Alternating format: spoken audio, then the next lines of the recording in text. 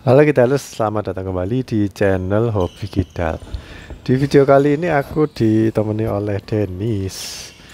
Jarang-jarang sih aku ini ya nemenin Dennis, soalnya Dennis tuh biasanya datangnya telat. Dan di sana ada yang anak hilang terus balik lagi. Namanya Valen. Itu yang baju kuning ya.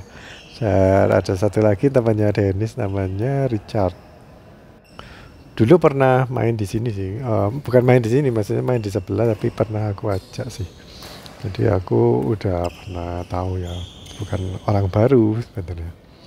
Beberapa kali udah akhir-akhir ini ikut sih, tapi baru kali ini aku main bareng lagi. Belum pernah ini ya, belum pernah aku sama Richard partneran atau boloan.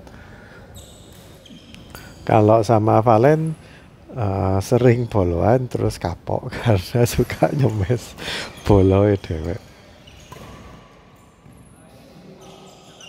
Ya karena Valen udah mulai kerja ya, jadi mungkin karena kita mainnya jamnya sore mulai jam 3, jadi agak susah sih kalau kita itu kerja kan, pulang kantor atau pulang kerja itu biasanya jam 4. Jadi kalau mau langsung main itu mungkin ini ya, susah bagi waktunya. Tapi aku salut sama Valen karena masih mau nyempetin olahraga. Biasanya kalau teman-teman yang udah mulai kerja terus melihat uang, wah uang, uang, itu biasanya males olahraga. Nanti kalau udah mulai umur 30, 40, nah itu mulai memikirkan kesehatan. Ya, sebaiknya mulai sejak seusia Valen gini udah atau tetap aktif ya berolahraga walaupun nggak terlalu intens. Karena menurut Aderai, kalau ini secara sains umur 30 ke atas itu massa otot berkurang 1% dalam setahun. Jadi kalau nggak ngelatih otot, nggak membentuk massa otot tuh terbentuknya dari apa sih? Dari makan. Biasanya orang habis badminton, habis renang itu makannya banyak. Ya terutama yang protein ya, protein tuh kayak daging-dagingan ayam, daging sapi, terus putih telur. Cuman kalau makannya kayak gitu-gitu, tapi nggak latihan beban, jadi ya sama aja nggak bentuk, ototnya itu nggak bentuk. Bukan maksudnya terbentuk itu ini ya, dempal kayak Aderai, tapi maksudnya nggak bentuk otot. Sama aja kalau cuman makan-makan gitu aja tapi nggak pernah olahraga atau nggak pernah at least angkat beban, sit up gitu. Nanti ini apa, waktu tuanya berkurang ototnya itu lebih cepat. Ya hitung-hitung kalau kalian sering olahraga itu sama asupan gizinya cukup ya. Cuma kalau olahraga terus tapi gizinya kurang. Soalnya dulu waktu aku masih SMP itu aku badminton 3 kali tapi sering sakit-sakitan terus ya ke dokter itu kan, sering ke dokter sama dokternya ditanyain olahraga apa, badminton seminggu berapa kali, 3 kali, berapa lama ya, kira-kira 3-4 jam setiap kalinya, katanya itu terlalu banyak, kurangin aja. Itu waktu aku SMP loh.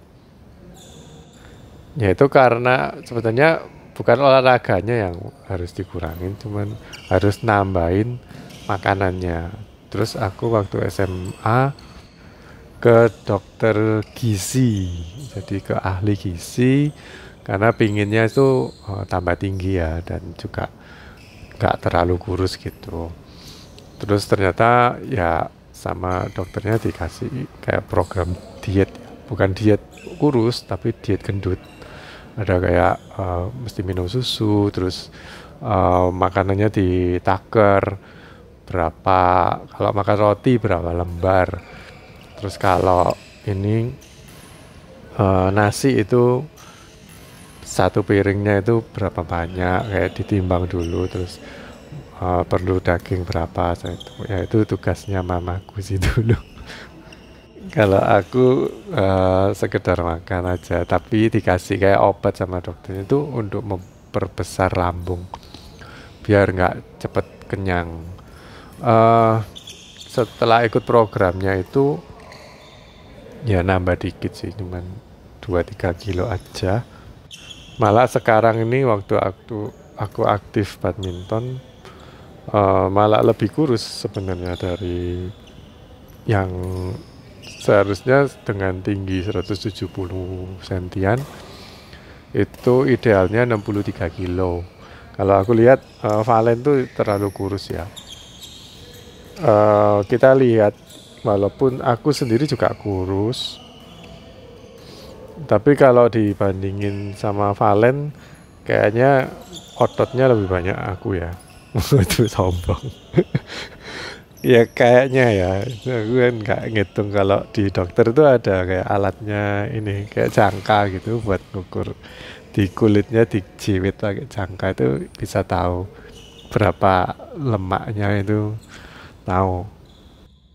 Nah, sehubungan dengan lemak ya, menurut Aderai, kalau massa ototnya itu menurun atau berkurang, itu mengakibatkan fungsi ototnya itu melemah juga, dan ini tulangnya juga ikutan melemah, yang pada akhirnya nanti lemaknya jadi bertambah, katanya sih begitu. Jadi kita bayangin aja, tubuh kita ini kan isinya tulang sebenarnya ya. Rangkanya tulang, terus dibungkus sama otot, baru kulit ya. Nah, kalau cuman tulang aja pasti nggak bisa berdiri, soalnya nggak ada ototnya, nanti rubuh. Nah, kalau misalkan ototnya itu berkurang, pasti tulangnya nanti yang kompensasi ya. Kalau aku analogikan sih begitu. Makanya kok Aderai sedang gencar-gencarnya untuk mengedukasi masyarakat mengenai latihan otot rangka. Jadi otot-otot yang bertujuan untuk menopang tulang, menopang rangka, biar kayak nggak osteoporosis, nggak bungkuk dan sebagainya. Ya kalau di usia-usia aku gini, kalian sebaiknya mulai ini ya, mulai sering-sering, atau paling nggak dalam 1 bulan tuh sekali lah ngelihat kayak info-info kesehatan, coba diliatin. Soalnya medeni atau menakutkan juga kok ada bocah-bocah yang masih usia belasan atau bahkan belum 10 tahun mungkin udah ada sakit ini itu, termasuk kayak sakit jantung, diabetes, cuci darah. Ngeri sih. Kalau kita paling enggak ya, kamu kalau belajar itu ngelihat info kesehatan 2 atau 3 orang lah, jangan dari satu sumber aja, karena ada yang ngaku-ngaku ngasih info kesehatan ternyata jualan, padahal belum tentu benar gitu. Kayak kemarin itu ada yang ngasih ini ya, edukasi juga. Jadi ada minuman-minuman yang kita tahu sebenarnya itu minuman jahat. Contohnya minuman-minuman bersoda, terus teh kemasan ya, entah itu teh botol, teh kotak, teh pucuk atau apapun, itu kan terkenal gulanya tinggi. Jadi kalau di Singapura masuk di grade yang paling buruk, yang D gitu. Tapi ada minuman yang dikatain minuman kesehatan, semacam kayak ini yang CUC, terus sama kayak minuman probiotik, itu ternyata gulanya itu juga cukup tinggi. Dan pemerintah mulai ini ya, nggak melarang, tapi nggak melarang pabriknya produksi, melarang untuk mengiklankan susu-susu yang diminum anak-anak, khususnya yang nggak putih, mas. Yang putih original itu biasanya kan nggak ada rasanya ya, nggak manis gitu, paling cuman pakai perasa vanila atau apa gitu. Tapi yang ada rasanya kayak susu coklat, strawberry, itu biasanya kadar gulanya tinggi. Nah ini repotnya kalau diiklankan terus anak-anak lihat, itu mereka jadi kepingin kan, oh ini minum ini biar bisa kuat kayak macan. Nah minuman apa itu mereknya, kalian pasti tahu ya, terus jadi tertarik untuk membelinya. Tapi kalau ibunya anak itu lebih care mengenai kesehatan, ada loh ibu yang nggak peduli ya, jadi cuman ngasih anaknya itu uang jajan, udah jajan-jajan sakaremu, nggak peduli ini apapun gitu. Ada yang kayak gitu, ada yang lebih care, mungkin ibu-ibunya kalau di supermarket minta ini mah, oh enggak boleh ini banyak gulanya, itu kan masih bisa ngontrol ya. Tapi kalau di sekolahan jual, nah itu ibunya nggak bisa kontrol karena anaknya bisa beli sendiri. Persis kayak keponakanku yang aku bilangin, kamu jangan terlalu banyak makan gorengan, apalagi yang pakai tepung. Jadi udah kayak daging ayam digoreng tepung, terus dimasak garlic butter. Ini butternya pasti bukan butter yang mahal ya, yang dari susu, tapi butter mentega yang dari bahannya palm oil atau dari minyak tumbuh-tumbuhan kayak minyak goreng gitu. Itu kan mentega, margarin itu asalnya dari situ. Kalau mentega yang butter asalnya dari susu, masih oke lah, walaupun nggak terlalu bagus juga. Nah itu aku bilangin sih keponakanku, jangan makan beli kayak gitu di sekolah, walaupun kamu dikasihin uang sama mamamu, tapi jangan beli makanan yang kayak gitu-gitu. Tapi setiap kali ya tetap beli yang gitu-gitu. Alasannya katanya nggak ada lainnya, yang lainnya yang ya mungkin kayak sop atau bakso mungkin masih oke lah ya, karena banyak pakai kuahnya, atau mie, ini mie ayam atau mie pangsit, bukan dari mie instan ya, tapi memang ada kayak dagingnya. Aku pernah coba sih di sekolahannya dia, memang enak, tapi waktu aku lihat proses bikinnya itu sebenarnya masih lebih mending lah kalau makan itu, karena kan direbus ya minyak. Tapi waktu aku lihat proses masaknya, dia memang direbus terus dikasih kayak taburan ayam suwir ya kayak gitu, yang kecil-kecil itu, terus dikasih apa kalian tahu? Dikasih kaldu bubuk. Itu kan micin ya, kasih kaldu bubuk asin micin. Nah itu sama aja sih kayak mie instan kalau aku lihat, proses masaknya kayak seperti itu. Harusnya sih pemerintah ini lebih apa ya, mengadakan kayak inspeksi untuk makanan-makanan ini ya, yang dijual di kantin-kantin sekolah-sekolahan.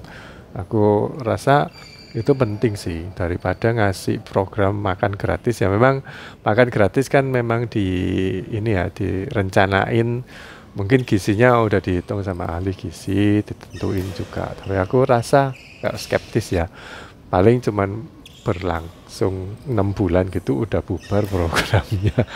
Mending sekolah-sekolahnya ini setiap berkala tuh dicekin gimana proses memasaknya dan gimana kandungan gizinya, walaupun kantinnya bukan dari sekolahan ya.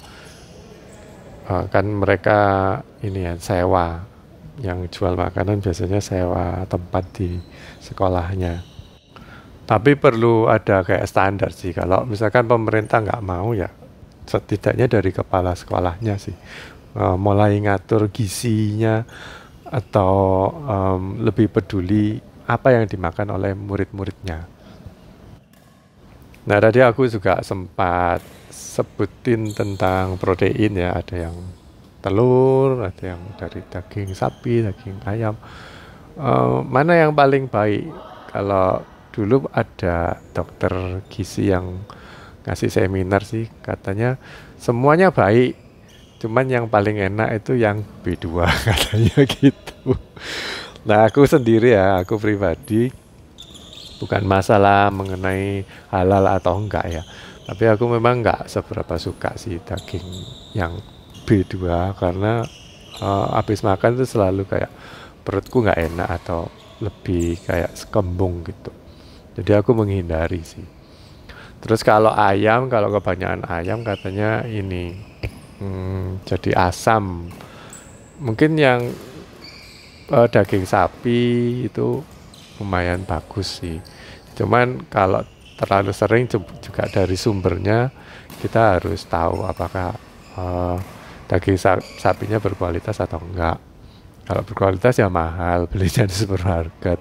Tapi kalau enggak, kita enggak tahu ya kualitasnya itu gimana. Apakah ada bakteri-bakteri tertentu yang kita enggak tahu. Cara motongnya itu bagaimana, kita kan enggak tahu. Yang sebenarnya ini ya lebih berguna untuk kita tahu itu bukan informasi mengenai daging apa yang bagus atau tipe makanan apa yang bagus untuk tubuh kayak chia seed, terus kacang-kacangan, kacang apa bagus untuk otot, bagus untuk otak, omega 3, ikan ini, ikan itu, macam-macam ya. Yang aku rasa perlu kita lebih pahami itu proses masaknya. Percuma dagingnya itu kalian beli salmon udah mahal, terus katanya ini proteinnya bagus, terus untuk otak ada omega 3 dan sebagainya gitu ya. Tapi proses masaknya itu gimana? Kalau misalnya cuma dipotong-potong terus digoreng tepungnya 2 kali lagi biar kayak lebih crispy gitu ya. Apalagi sampai dengan minyak yang warnanya udah gelap gitu.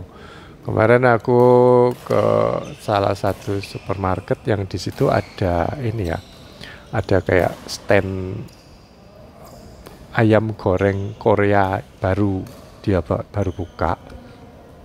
Waktu aku antri, aku nunggu 1 orang baru dilayani, tapi setelah aku lihat ke tempat penggorengannya minyaknya warnanya gelap hitam kayak rawon, terus aku gak jadi beli. Jadi mending, walaupun sebenarnya pingin coba ya karena tempat makan baru, tapi ngelihat kayak gitu itu udah nggak ini ya, kepingin tapi harus ngerem karena melihat waktu kita lihat ayamnya jadi itu memang nggak gelap, bukan karena minyaknya hitam terus keluar gorengannya jadi hitam, enggak, tetap kayak golden warnanya, tapi kita kan biasanya nggak tahu terus makan aja. Taunya itu kalau kita habis makan terus sakit tenggorokan, ada kayak gatal-gatal, itu pasti minyaknya itu udah lama, atau bukan lama tapi udah berulang kali dipanasin atau dipakai gitu. Nah, aku rasa itu ya banyak gerai-gerai makanan yang minyaknya itu kan minyak memang mahal ya. Udah dipakai kira-kira dinyalain terus selama 1 jam, tapi nggak tahu diganti. Digantinya besoknya. Mungkin itu karena mereka nggak punya standar ya. Mungkin kalau di gerai-gerai franchise yang internasional udah kayak di kasih SOP kan. Kalau kamu goreng 50 ayam, kamu pakai minyak segini, harus ganti. Ayammu jam segini nggak habis, buang, bikin baru. Nah, itu mungkin ada kayak prosedur yang seperti itu. Ya memang kalau digoreng tuh memang lebih enak. Apapun kalau digoreng memang lebih enak, apalagi pakai tepung ya. Ada beberapa ini sih video masak-masak gitu di YouTube yang cara bikin kentang goreng French fries crispy. Oh ya, kentangnya baru ini, bukan beli freezeran ya, dari kentang sungguhan dia bikin, dipotong kecil-kecil terus diolah, terus dikasih tepung dikasih tepung, udah kentang dikasih tepung, digoreng, habis digoreng didiemin sebentar, terus dipanasin pakai minyak yang lebih panas lagi, goreng kedua kalinya, terus jadi crispy lah itu kentang, dimakan ASMR, kriuk kriuk, oh enak sekali. Ya aku harap dengan lihat gitu jadi kepingin, tapi yang lebih baik jadi lebih aware ya proses masak yang seperti apa. Mungkin kalau kepingin itu cobalah buat eh, buat makan itu buat mengisi rasa penasaran aja. Oh, ternyata kriuknya segini. Oh, ternyata resep itu kalau diterapin enak segini. Sisanya gimana? Kan ngicipin tuh cuman beberapa porsi atau beberapa suap aja. Jangan oh enak terus dihabisin. Itu mungkin kita mulai mikirin kayak gitu ya. Mungkin ada teman-teman yang nggak terima aku ngomong kayak gini. Loh aku nggak masalah kok. Nanti kalau terlalu bersihan malah sakit loh. Malah aku sering dibilang kayak gitu. Nanti kalau kucir nggak mau makan yang kompro-kompro cepat sakit. Ya aku akui memang pendapat seperti itu memang ada benernya juga. Karena orang bambong, orang gila itu biasanya nggak pernah sakit ya karena udah akrab dengan kejijian, akrab dengan koprosan, jadinya dia udah kebal, nggak sakit-sakitan lagi. Tapi yang perlu aku sampaikan di sini, kalau ini ya mengenai berat badan sih, karena aku lihat dengan aku cedera walaupun bukan karena overweight, tapi beberapa channel yang ngajarin tentang mijet atau terapi exercise-nya orang cedera itu kebanyakan ngasih salah satu poinnya yaitu mengurangi berat badan.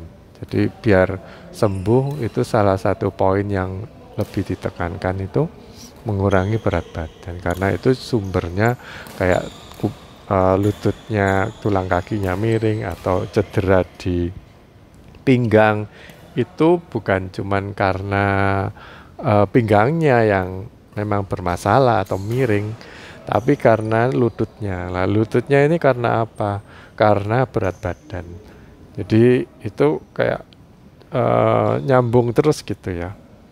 Jadi ini kompensasinya ke sini, ke sini, ke sini. Jadi kita kalau mau menyelesaikan masalah ya cari akar masalahnya, jangan cuman menyelesaikan gejala atau simptomnya aja.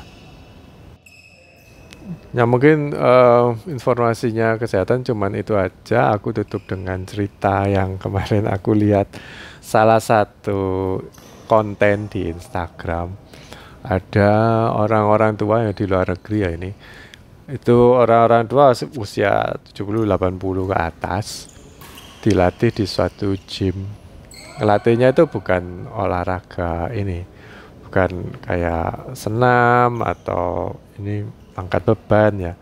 Udah tua-tua ini, tapi latihan apa? Latihan jatuh.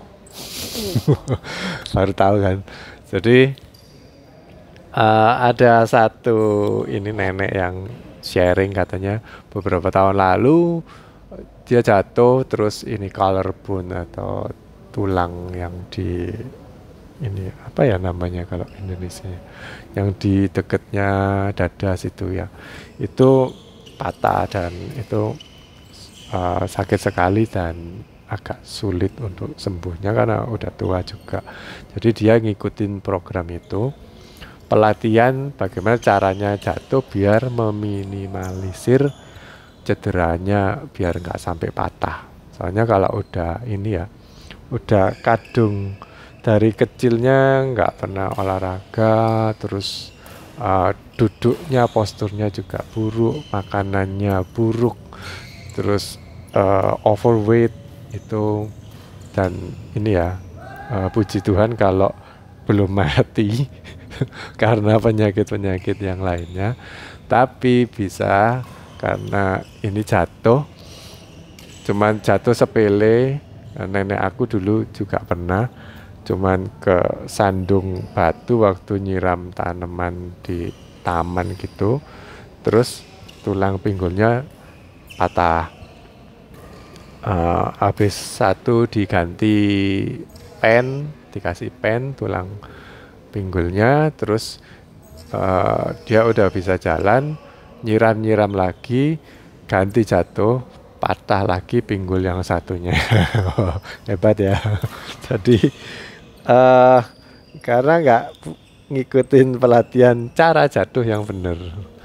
Tapi itu semua sebenarnya bisa dicegah dengan kita waktu mudanya berolahraga. Dan asupan gizinya juga lebih diperhatikan juga ya. Nggak cuman ngedu olahraga tok, karena itu semua saling terkait. Gaya hidup sehat tuh nggak cuman makanan aja, bisa karena ini udara juga. Kita sering di kamar kena AC, terus sering pakai ini semprot-semprot kayak Baygon, semprot ini sanitizer pun juga nggak bagus juga. Apalagi ini kapur barus yang ada di lemari itu udah kita sebenarnya nggak boleh pakai ya, karena itu bisa menyebabkan penyakit-penyakit yang mematikan. Oh ya, satu lagi ini ya buat yang suka makan kayak steak-steak, sate atau bakaran-bakaran tuh sebaiknya dikurangin. Katanya kalau makan gitu-gitu harus makan timun buat bersihin ini ya. Tapi kalau kalian lihat goreng sesuatu kosong tapi katanya enak kayak sate apa dan sebagainya, ya memang enak sih. Tapi itu sebaiknya dihindari. Karena bahan-bahan yang terlalu dimasak terlalu tinggi ya sampai gosong ya. Kayak gorengan tuh berisiko menjadi bahan yang karsinogen atau penyebab atau pemicu kanker gitu. Ya aku nggak mau terlalu banyak ngomongin tentang kesehatan kan, ini cuman sharing aja. Mohon maaf kalau informasinya ada yang salah, karena kita sebenarnya informasi kesehatan tuh juga bakal berkembang. Dulu nggak boleh ini, sekarang boleh. Dulu boleh ini, sekarang nggak boleh. Nah itu kita harus ini apa? Lebih belajar lebih banyak lagi ya.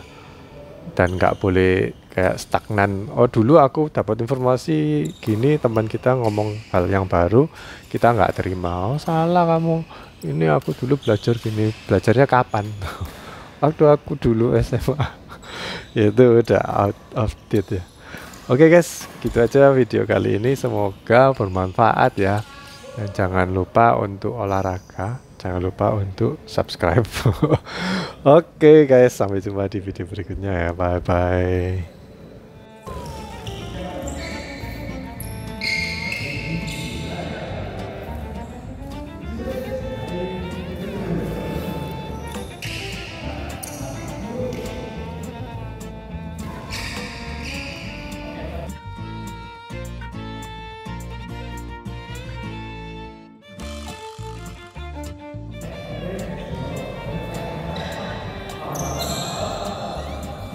Outwest